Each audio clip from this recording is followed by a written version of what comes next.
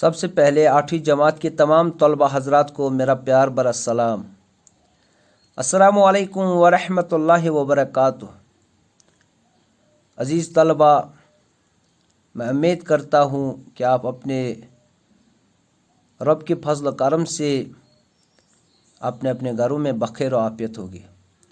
عزیز طلبہ، آج جو ہم سبق پڑھیں گے، اس سبق کا نام ہے زعفران، جو کہ درسی کتاب کے پیج نمبر 95 پر ہے۔ آپ سے گزارش ہے کہ آپ اپنی کتاب کے پیج نمبر 95 کو نکالیں گے اور ہم پڑھنا شروع کریں گے۔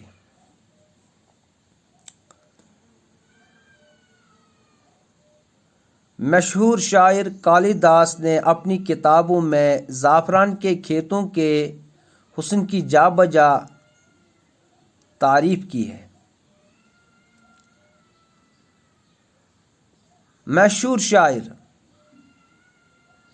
کالی داس کہتے ہیں کہ ایک شاعر تھا جو کہ سنسکرت کا ایک بہت ہی مشہور نامور شاعر تھا، یعنی جس کا نام کالی داس تھا۔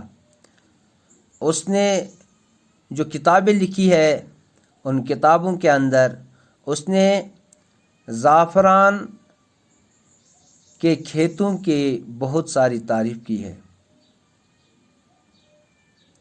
زعفران کے کھیتوں کے حسن کی بہت ساری تعریف کی ہے کہ زعفران کے کھیت کتنے خوبصورت اور حسین ہوتے ہیں۔ سنسکرت کا کوئی طالب علم کالی داس کو فراموش نہیں کر سکتا۔ فراموش یعنی بھول جانا، یعنی جو بچے جن بچوں نے سنسکرت پڑھا ہے وہ کبھی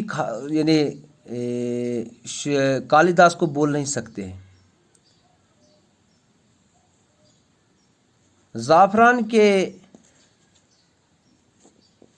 حسن نے شاعروں، ادیبوں اور مفکروں کو اپنی طرف متوجہ کیا ہے۔ زعفران کے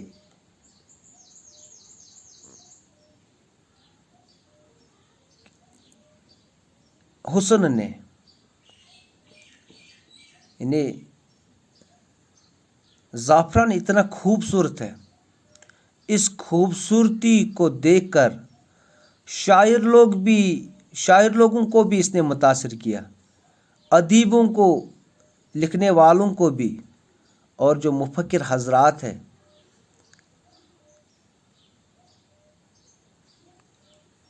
جو ہی انہوں نے زعفران کے کھیت کو دیکھا تو وہ اس سے متاثر ہو گئے۔ شاعروں نے شاعری شروع کی، ادیبوں نے اور کچھ لکھنا شروع کر دیا۔ ہر کسی نے اپنی اپنی طرف سے کچھ نہ کچھ زعفران یعنی قوم کے متعلق کچھ نہ کچھ لکھنا شروع کیا، اس کی تعریف کرنے لگے اپنی اپنی کتابوں میں۔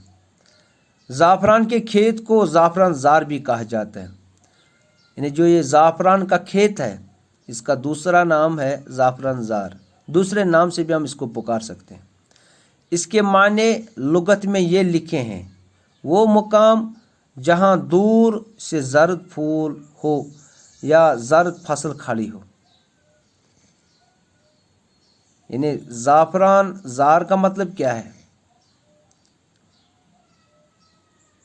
وہ جگہ، یعنی وہ مقام، وہ جگہ جہاں ہمیں دور سے ہی زرد پھول نظر آئے یا زرد فصل، زرد رنگ کی فصل کھڑی نظر آئے تو ہم اس کو کہتے ہیں زعفران کا کھیت یا زعفران زار۔ دوسرے معنی یہ بھی لکھے ہیں: وہ جگہ جہاں پہنچ کر انسان کو بہت ہنسی آئی۔ یعنی زعفران کے کھیت یا زعفران زار، اس کا دوسرا معنی ہم یہ بھی لے سکتے ہیں کہ وہ جگہ جس کو دیکھ کر انسان کو خود بخود ہنسی آئے، وہ ہنسنا شروع کر دے۔ یہاں پر ہم یہی سمجھ گئے کہ زعفران کتنا حسین ہوتا ہے، یہ کتنا خوبصورت ہوتا ہے، جس کو دیکھ کر انسان کو ہنسی آئے۔ مشہور ہے کہ زعفران کے کھیت میں پہنچ کر انسان کو خود بخود ہنسی آنے لگتی ہے۔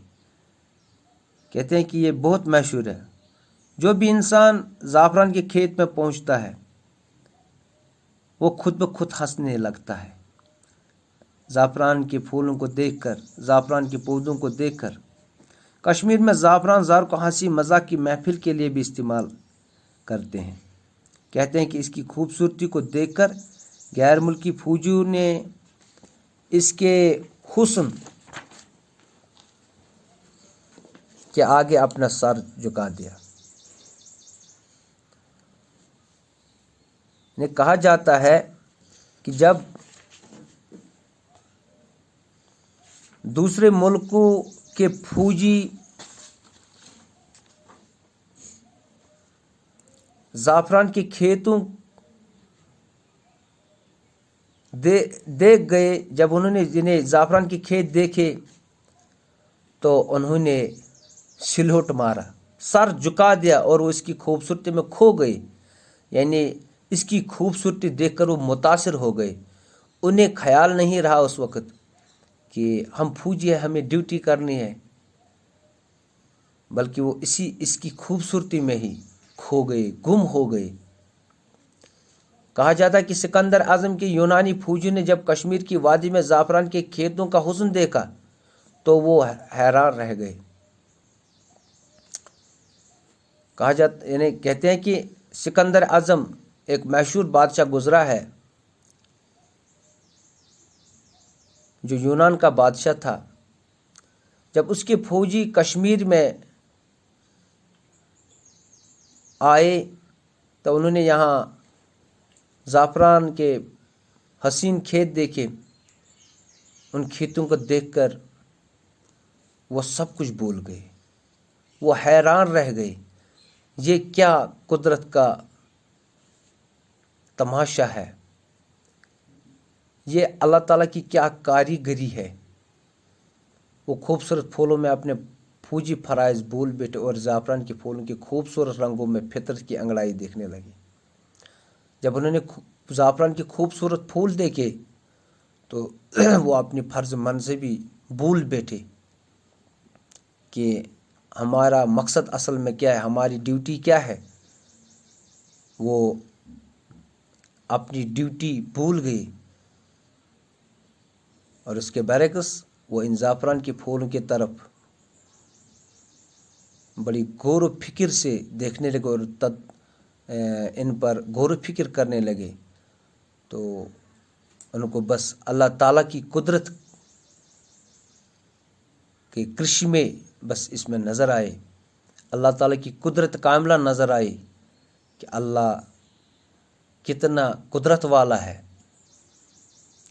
ابو فضل نے آئین اکبری میں زعفران کی عجیب تعریف کی ہے۔ اور ایک شاعر گزرا ہے جس کا نام تھا ابو الفضل، اس نے بھی اپنی کتاب میں زعفران کی بہت ساری تعریف کی ہے۔